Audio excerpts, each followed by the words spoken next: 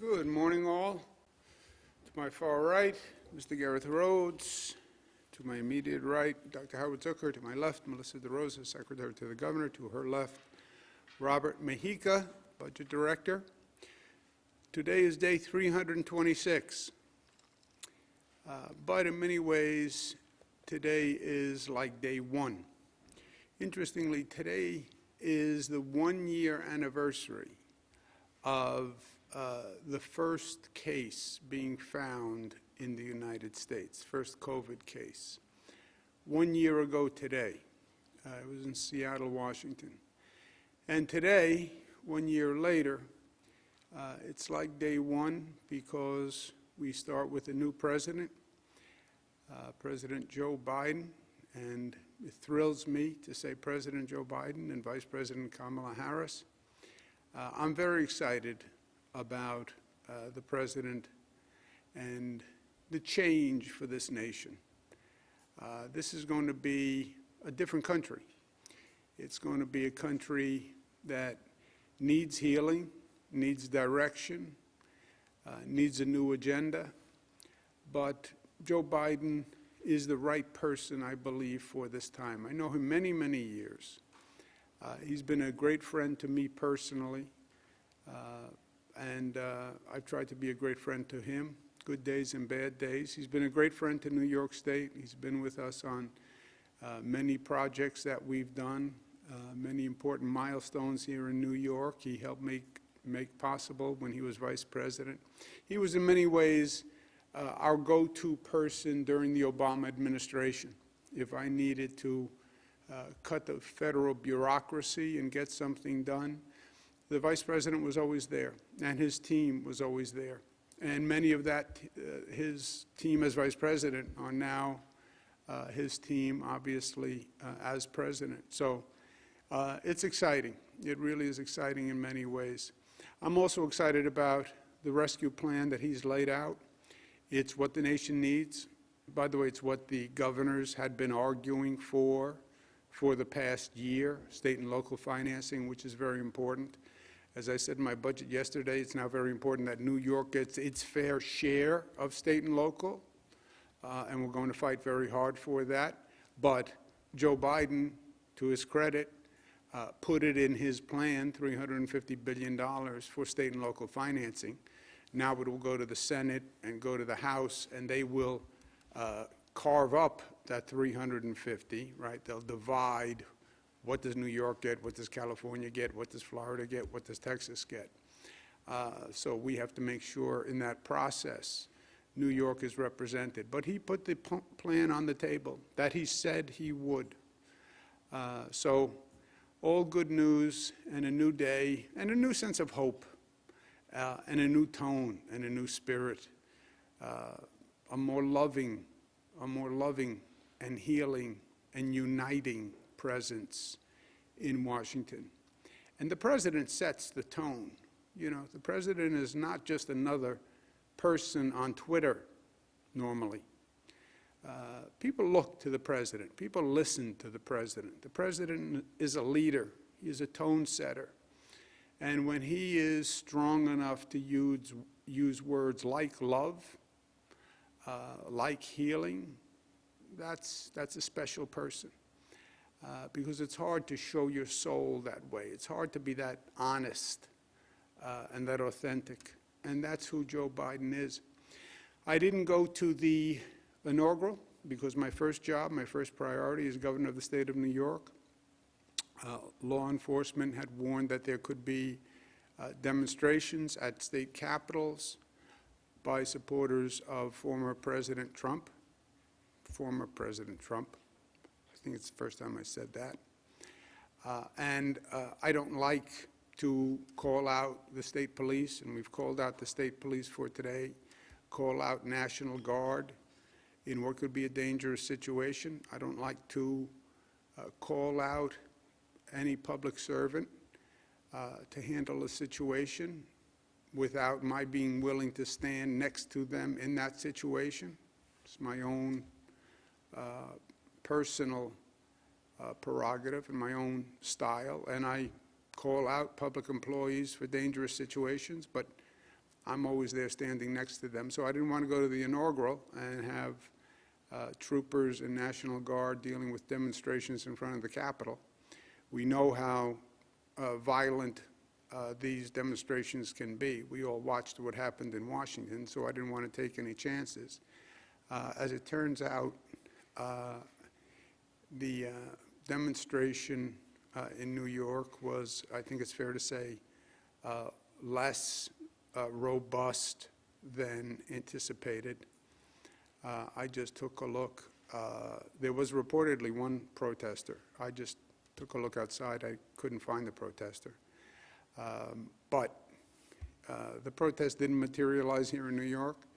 To the extent that gentleman represents the protest, I could have gone to the inaugural in retrospect.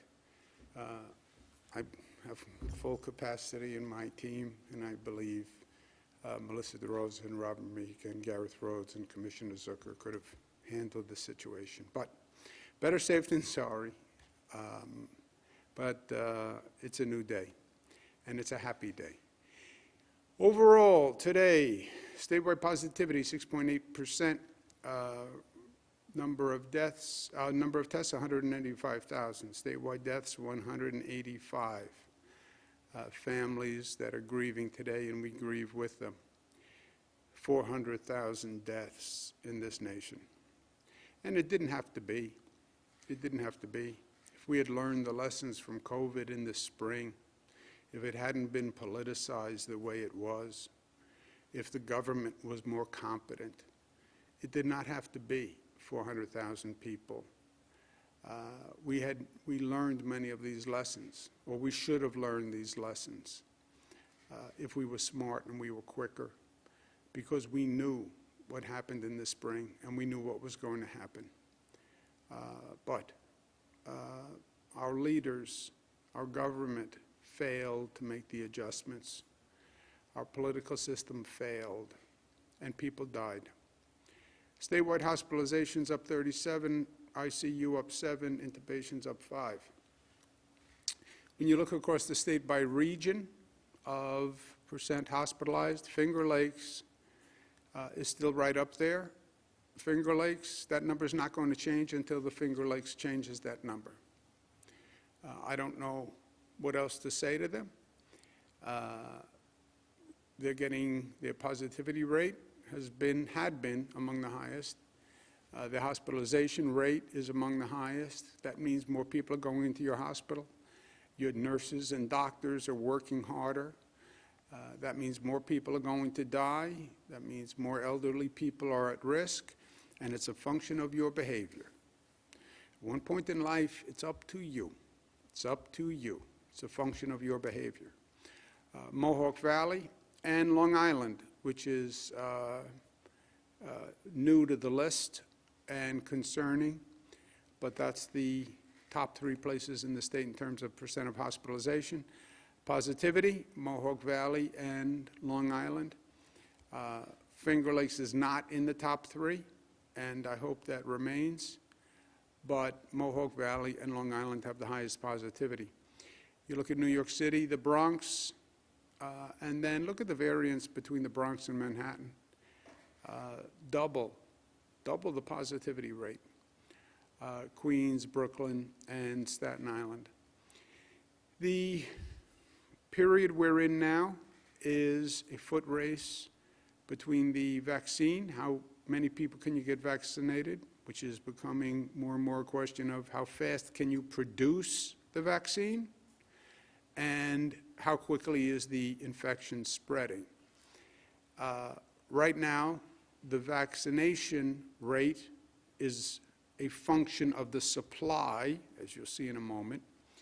The infection rate is a function of people's behavior. And right now, the infection rate is on the decline. Caveat is if one of these new strains of the virus don't take over. That's the caveat. But this is the basic dynamic that we're in right now. Overall, it's good news. Overall, the positivity rate has been dropping and it's been dropping across the state, and that is good news. It's in different rates of decline in different parts of the state, but this is the overall statewide average on the 7-day. And if you look at the regions, you see all basically follow the general curve, where it went up, flattened a little bit, and then is coming down as the holidays are more and more in the past. So we hope this continues, and we hope a new strain like the UK strain doesn't take over, which could change these numbers. Hospitalization rate is what they call a lagging indicator. What does that mean? That means you get infected, you go to a Hanukkah party and you get infected. Several days later, you start to feel ill. You think maybe it's just a cold, maybe it's the flu. Several days later, you're more concerned and you go get a test. Now you know you have COVID. Several days later, you get sicker and you go into the hospital. You're in the hospital for several days. If you don't get better, you go into the ICU. If you don't get better, you go into the intubation, under intubation, and then question mark. But the hospitalization rate lags the infection rate and the positivity rate. So you see the positivity rate going down. You can still see the hospitalization rate going up. Why? It's the time lag between the infection and the hospitalization rate. When you look at the vaccine administration rate by region, it's up across the state, still with variance. 96% North Country. Who wins? Who's doing the best? Southern Tier, 99%. North Country, 96%. Long Island, 90%. Western New York, 89%. Central New York, 87%. Mid-Hudson, then Capital Region, then Mohawk Valley, then New York City. So it's up, which is the good news. It's varied, which is the bad news. Glass half full, glass half empty. On the vaccination of hospital workers, which I am telling you is a priority. If the nurses and doctors get sick, you lose hospital capacity. Hospital capacity will be determined by staff. That's what it's going to be. No hospital is going to call up and say, I'm out of beds. No hospital is going to call up and say, I'm out of ventilators. No hospital is going to call up and say, I'm out of PPE. A hospital will call up and say, I don't have enough staff because my staff is sick, especially if the UK strain hits. Vaccinate the nurses and doctors. That's why they were the top priority by every federal guidance and by every state guidance. We're now up to 65%. That's better. It's not great. Herd immunity was supposed to be 70 to 90%. I would have liked to see the healthcare workers leading the charge, just as a sign of confidence to New Yorkers. If nurses and doctors take it, it must be safe. But they're at 65%. Again, that's varied across the state. Some areas are doing better than others. High of 81 in central New York, goes down to a low of 61, 62, Long Island, New York City. So that's a priority, and it's a priority we're going to continue to follow. The pace of the distribution of the vaccine is way up. Week 1, this was a new experience for these institutions. We did 34,000, week 2, 54,000, week 3, 120. We got more aggressive, talking about percentages, showing transparency, people across the state, what regions were doing what facilities were doing what, publicized it, talked about it, went up higher, 235. We're now at 329,000 in week 5. Week 6 is going to be even higher, and dramatically so. Overall, statewide, total doses, 1,156,000. First doses and second doses. But that's way up. 86% of the dosages have been administered, which means they are now in arms, and that's great news. There are 145,000 first dosages that are remaining on hand. We're averaging 65,000 doses per day. So that means, at this rate, we only have 2 or 3 days of supply. We'll start to get the next week's allocation, but what's clear now is we're going to be going from week to week. And you will see a constant pattern of basically running out, waiting for the next week's allocation, and then starting up again. We're trying to smooth it out, but we're also trying to get it out as fast as possible. But that's where we are now. It's going to be a week-to-week allocation situation.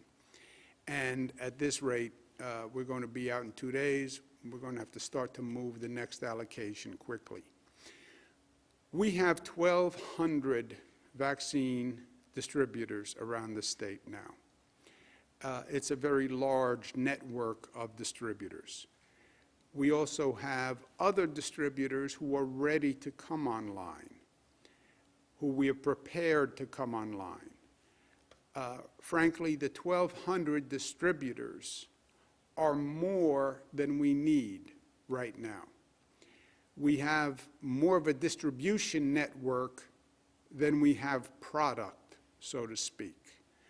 We have 1,200 distributors, but we have so many distributors that we can't supply them all, and you will see distributors who run out of supply. So when distributors say, I'm running out, they're right. We want to make sure distributors don't schedule any appointments for which they don't have a definitive allocation, because we don't know what we're going to get next week, and we don't know where we're going to distribute it next week. So don't schedule an appointment unless you know your allocation for the next week. Otherwise, you have to cancel appointments, and it adds to the chaos, which is already inherent in the system. When the federal government decided to say 65 plus were open, and this was open, and this was open, and this was open, but there was no supply, they created tremendous anxiety, right? Only Jesus with loaves and fishes could handle the situation that the federal government created, because they created such a demand, and then they never increased the supply. But this large distribution network that we're putting in place, we're anticipating more supply. I'd rather be in the situation where we have more distribution waiting on supply than supply waiting on distribution, right? As soon as we get it, we want to be able to send it out. And that's why we have such a large distribution network. I also believe you're going to see more production. Knock Formica. And Johnson & Johnson may be coming online. Now we hear maybe March. AstraZeneca may be coming online. More Pfizer production maybe in the second quarter. More Moderna production. So our distribution network is up and running. We're just waiting on the supply. But we're in a position that when we get the supply, we will be able to move the supply. And that's the position we should be in, and I feel good about that.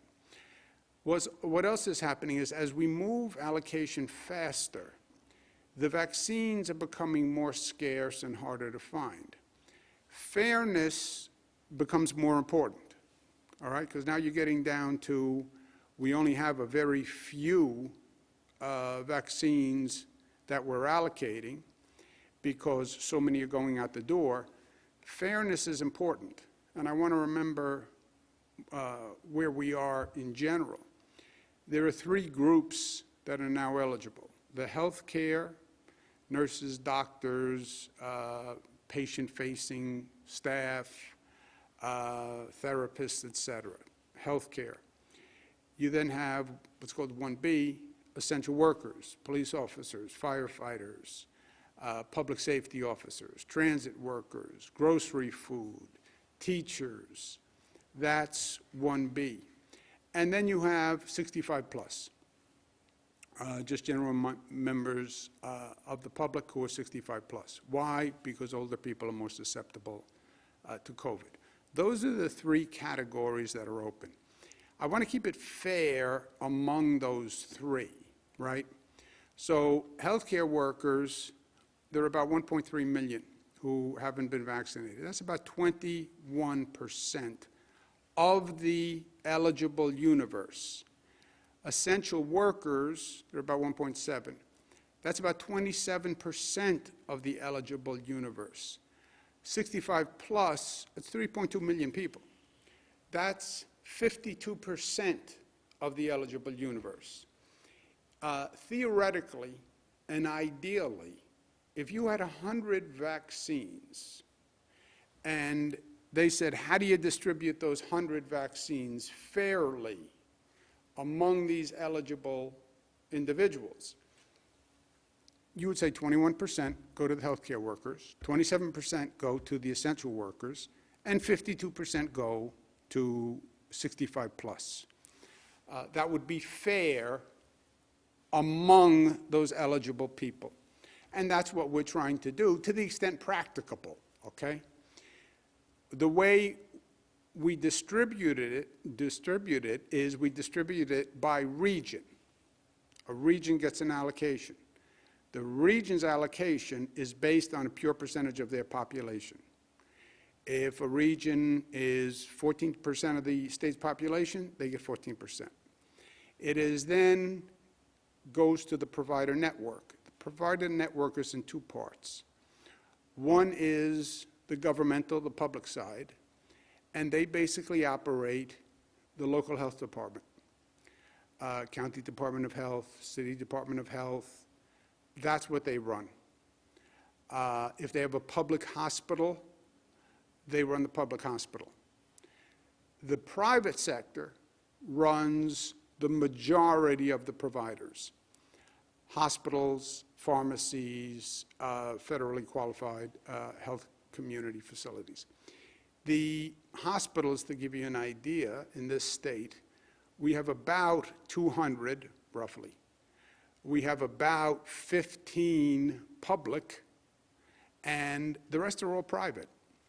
So hospitals are private. Pharmacies are private, CVS, Walgreens, et cetera. And the community health care facilities are private. So that is duplicated in every region. County executive is in charge of the local health department. Mayor is in charge of the local health department. The private facilities are private facilities. Each provider has a priority, and this is important. Pharmacies are to be doing people who are 65 plus. Hospitals are to be doing the healthcare workers. Why? Because healthcare workers are related to hospitals, and we don't want 65-year-olds walking into hospitals. Pharmacies are better accommodated to handle 65 plus. The city and county departments of health are supposed to be doing the essential workers: police, fire, teachers. And the police, fire, teachers are supposed to be working on self-administration programs. So the local county department of health can just hand them an allocation and say, here you go, chief of the police. You have your medics administer it. Here you go, chief of the fire department, you have your EMS administer it. Here you go, teachers, you work with your local provider to administer it. That's how this should be working. Each provider must follow the priority, or else the allocations are unfair. That's why we push and stress the prioritization. And that's why it's in the law. If everybody vaccinates everyone, then it's going to be unfair to someone. If a local health department receives an allocation which is calibrated to their number of essential workers, but they give it to people who are 65 plus, then the essential workers are going to have less of an allocation. If the pharmacies that are supposed to be doing 65 plus, if they give it to essential workers, it depletes the allocation for the 65 plus. That's why it's important, because we want it as fair as possible. I understand everybody wants it. I understand people under 65 are saying, why not me? I understand there are thousands of people over 65 who can't get a vaccine. I get dozens of calls every day from people who are 70, 80, 90 years old who say, I try calling all day long, I try on the internet all day long, my daughter tries all day long, my son tries all day long, we can't find an appointment to get a vaccine. That's true. That is very true. I talk to police officers who say, I can't get the vaccine yet. My police department says they don't have enough. That's true. The best we can do is be fair to everyone. And that's what we're trying to do. Appreciating we don't have enough supply. We don't. And at this rate of supply, it takes 7.5 months to get enough vaccine for the currently eligible population. Okay? I'm 63.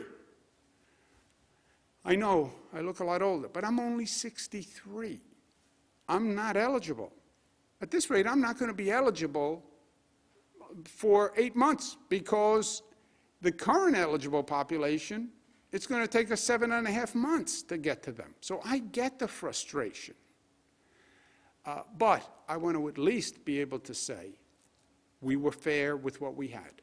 We were fair with what we had. The geographic, so how do we allocate? First, geographically by region. Every region gets their population allocation, period. Then by eligible group, 21% healthcare, 52% 65, 27% healthcare workers, essential workers. Then a priority for the more effective providers. You've all seen the provider list. Some providers are much more efficient than other providers. You want to get the vaccine out the door, so we prioritize within that group the providers that are higher performing. On top of that, we have a mandate for social equity. I don't want it to be the places, the poor places, and black community, Hispanic community wind up getting left out because they don't have a hospital and they don't have a doctor's office and they don't have a chain pharmacy. So special efforts in public housing, in churches, in community, through community groups, which we have been doing. I've been working myself with public housing. The state has set up sites in public housing with black churches. We have Somos that is doing a beautiful job, and Northwell that is setting up a lot of pop-up sites for us. So the equity is also very important to us. But the issue is supply. And that's not going to change. We got 300,000 doses, then we went to 239. Last week we were at 250. At this rate, if you were to receive 300,000 vaccines, it's going to take 6 months. If you receive 250, which is what we're receiving now, it's going to take 7 months. We just received the allocation number for next week. It's 250,000 again, so it didn't go up.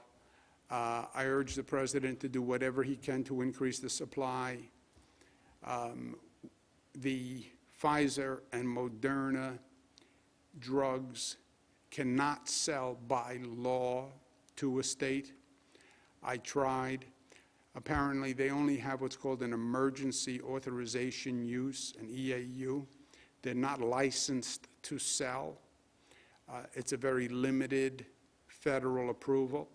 So states can't buy, private individuals can't buy. It's not allowed by the Pfizer-Moderna approval. So it's going to be up to the federal government. But whatever they can do, that's going to be job one. Something else I'm concerned about on the theory of it's been 1 year. Learn the lesson in life. It's okay to get knocked on your rear end. It's really not okay, but it's unavoidable. Life is going to knock you on your rear end. 2 pieces of advice: get up, get up. Second, learn the lesson that knocked you on your rear end. And this country hasn't done that. We know this. Viruses mutate. We know that. This virus is mutating. We know that. So far, the mutated strains are different and are more dangerous. The UK strain spreads much more quickly.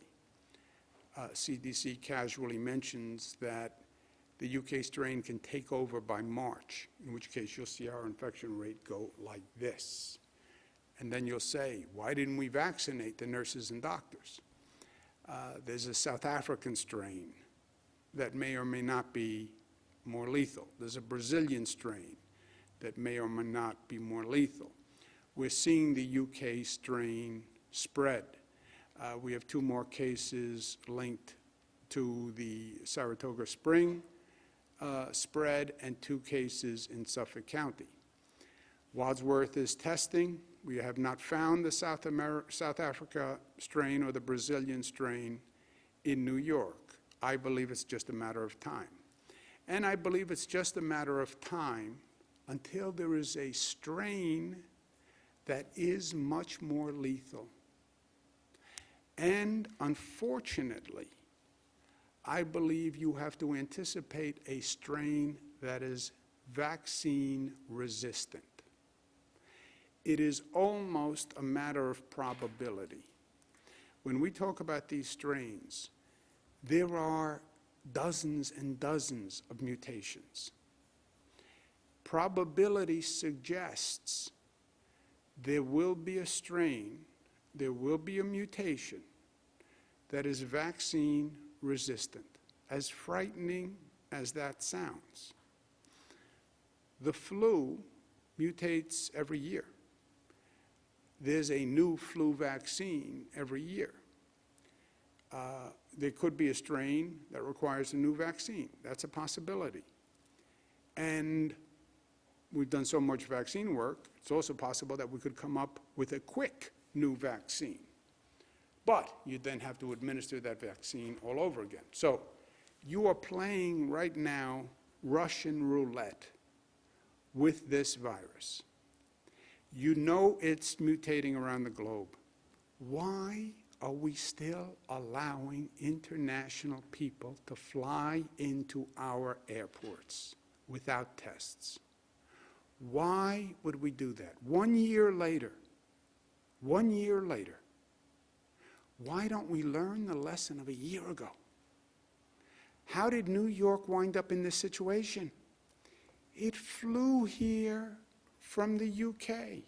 It flew from Italy. It was never the China virus. It was the mutated virus from the UK and from Italy and from France. And you know what's happening today? The UK virus is still flying into JFK. The Brazil virus is still flying into JFK.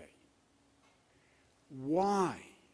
Why wouldn't you say all international travelers have to be tested? It is just the basic common sense and realizing the lesson of last year. Moving forward in this new year, our new president, we are ready, we are energized, I'm feeling good, we are strong. This state is stronger than it's ever been. We had a horrendous experience last year with COVID, but it made us stronger. That which doesn't kill you makes you stronger, and we are the stronger for it. And I feel it, and I believe it. We're going to battle COVID. We're going to deal with the economics in the budget. We're going to make sure Washington gives us our fair share of state and local financing. We're going to reopen the economy, as we're now doing, safely and smartly, and build, baby, build. My own expression, build, baby, build. This is a perfect moment in time. Listen to FDR. Listen to all the greats. Private sector is slow. Private economy is slow. People are out of work. Money is cheap. Build, build, like we built airports and bridges and subways. Build, and build in New York. That's better than it has ever been. And that's exactly what we're doing. And we're building today. Today. We're waiting for no one. We create our own destiny. I believe that. And no one is better at creating destiny and shaping the future than the people of New York State, because they are New York tough. Questions? Thank you, Governor. If you'd like to ask a question, please use the raise hand function at the bottom of your window. We'll take a brief moment to compile the Q&A roster.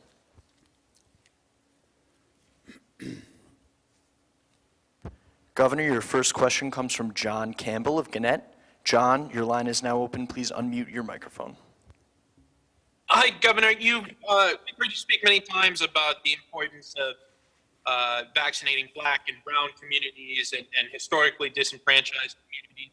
Is there a reason why the state hasn't released demographic information about who has been vaccinated? And can you commit to doing that in the future? We are not in control of all of the information that is collected. You have local governments that are doing distribution. You have pharmacies that are doing distribution. You have community groups. Different groups have collected different information. My understanding is not all the groups have collected demographic data. People also have a right to refuse to answer.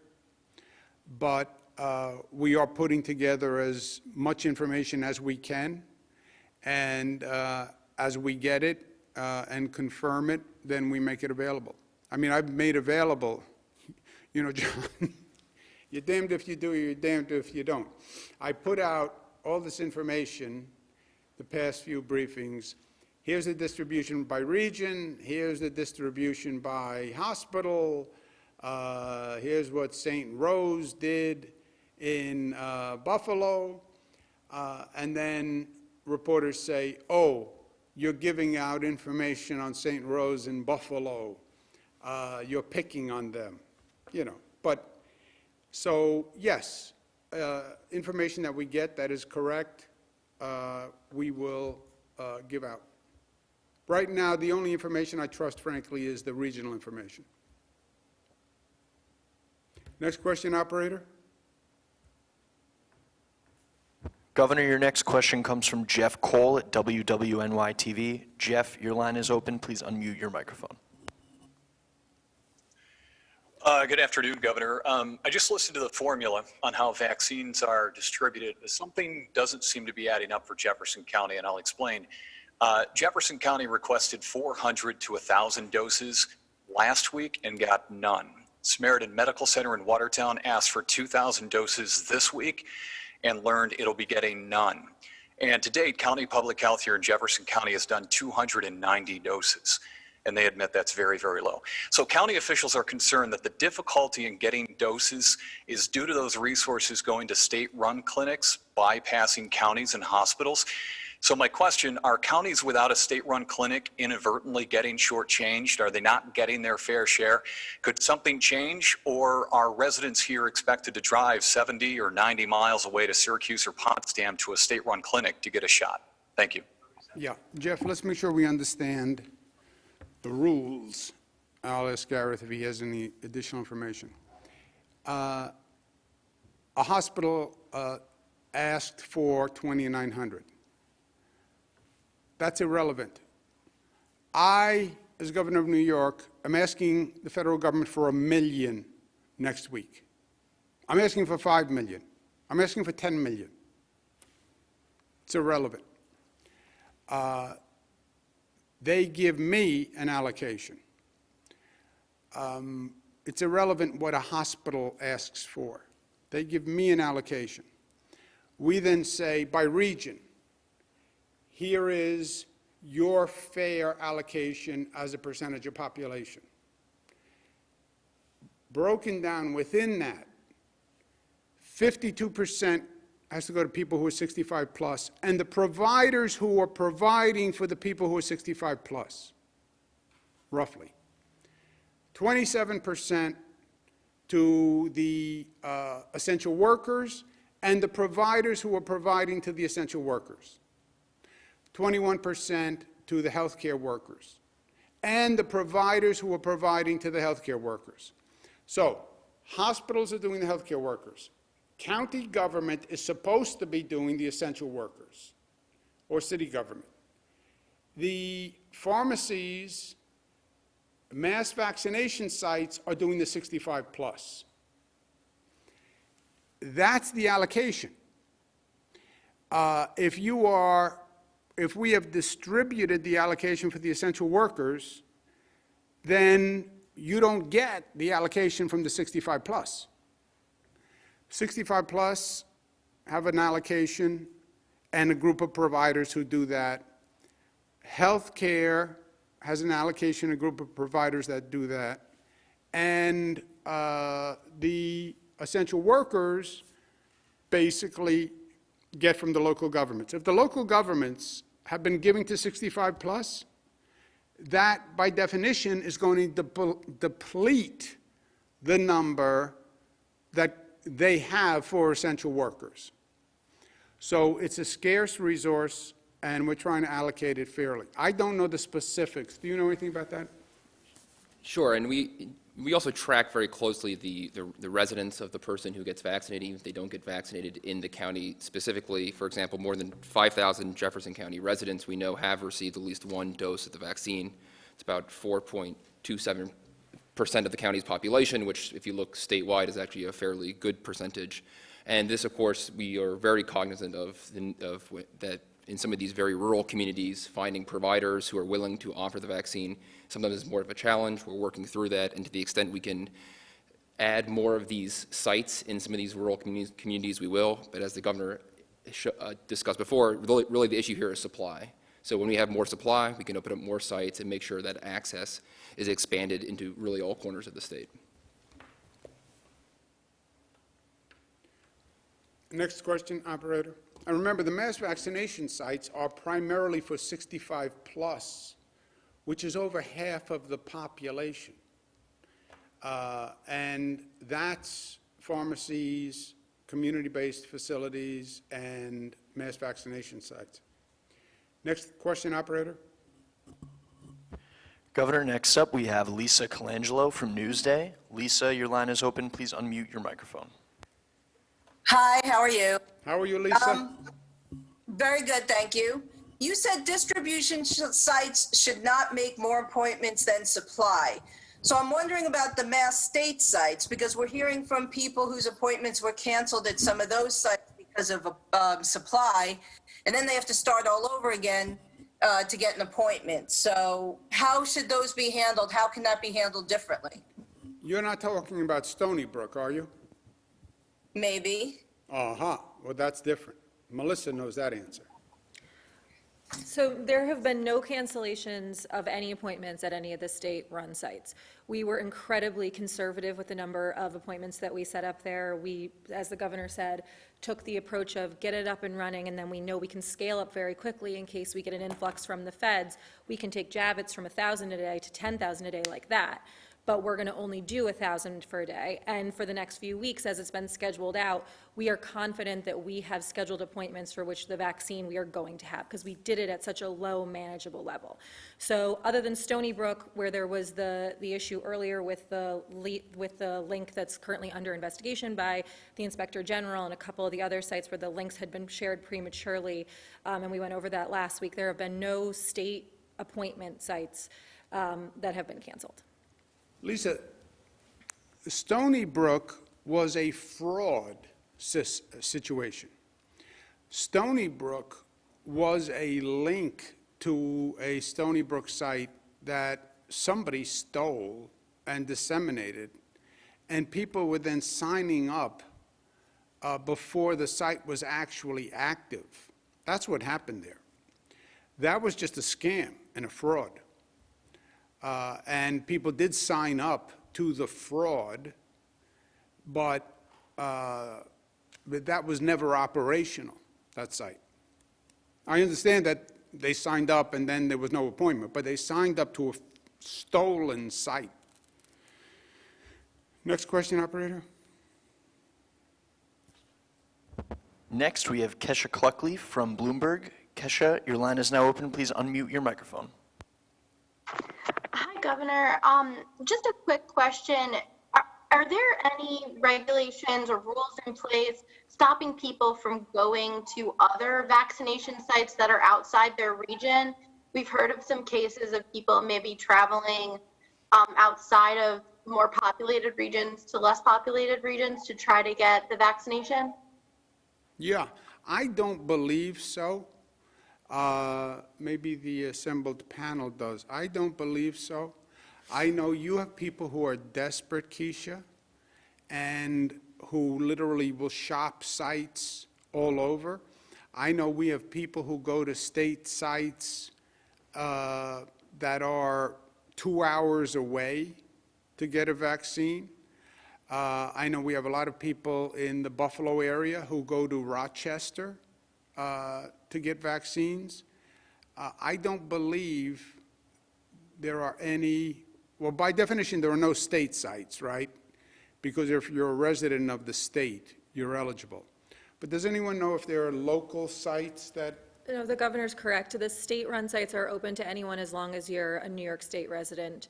And again, they're regional hubs that are strategically in places where we know there's population centers, but people can travel around the state and reach any of them. And we do track, in addition to where we're allocating the vaccinations, we're tracking who is consuming the vaccinations to make sure that county by county there's parity and equity. And we haven't seen any significant issues at this point. I know that New York City, I believe Mayor de Blasio has said that the city sites are for city residents, and so I do know that municipality by municipality are treating it differently than the state sites. But if you're a New York State resident, you can go to any of the state sites.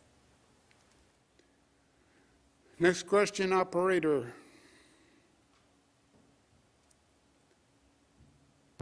As a reminder, if you'd like to ask a question, please use the raise hand function at the bottom of your window.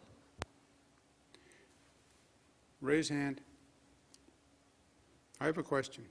Who do I ask? That is the question.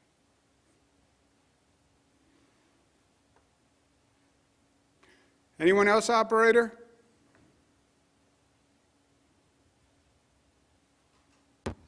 As a reminder, if you'd like to ask a question, please use the raise hand function at the bottom of your window. Operator, let's take one more if you have it. If you don't have it, that's okay too. Governor, your last question comes from Bill Mahoney at Politico. Bill, your line is now open. Please unmute your microphone. Hi, Governor. The Assembly is currently, as we speak, passing a constitutional amendment to overhaul the redistricting amendment that you championed 7 years ago. Have you had a chance to look at this at all? And do you have any thoughts on the changes that they're making to your signature reforms? I have not looked at anything. And when I do, I'll have an opinion. In the meantime, Bill Mahoney, Can you see me? I can. Go Bills. Go Bills, Bill Mahoney. No, I have not seen what the Assembly's talking about. Thank you guys very much.